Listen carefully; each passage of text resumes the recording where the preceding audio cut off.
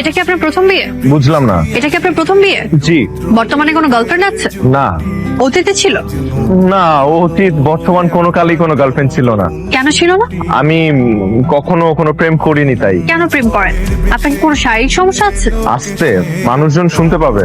আপনি কি আমাকে দেখতে এসেছেন নাকি আশেপাশে মানুষজন? জি, আপনাকে দেখতে এসেছি। তাহলে আমাকেই দেখেন। এখন বলেন আপনার কোনো শারীরিক সমস্যা আছে কি না? দেখেন, আমি এটা কখনো যাচাই করে দেখিনি, তবে আমার বিশ্বাস আমার এই ধরনের কোনো সমস্যা নেই। আপনার শরীরে কোনো ট্যাটু আছে? একটাও নেই।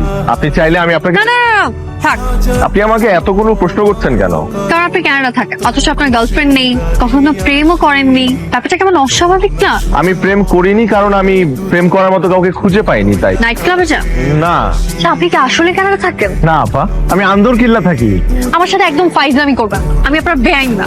দেখেন, আমি কানাডা সিটিজেন, আমার কাছে পাসপোর্টও আছে। আপনি যদি চান আমি আপনাকে সেটাও দেখাতে পারি। কিন্তু আমাকে নিয়ে আপনার এত সব সন্দেহ হওয়ার কারণটা কি? কারণ আপনি কানাডা থাকেন, অথচ ড্রিঙ্কস করেন না, গার্লফ্রেন্ড নেই, নাইট ক্লাবে যান না। ব্যাপারটা আমার কাছে নর্মাল লাগছে। দেখুন, একটা মানুষ দেশের বাইরে থাকে তার মানে তার এসব থাকতে হবে এর কোনো মানে নেই। আমি আপনাকে পৌঁছে দিই। না, আমি একাই যেতে পারবো। ওনার নাম মেঘ, উনি কানাডায় থাকেন। আমাদের মধ্যে বিয়ের কথাবার্তা চলছে।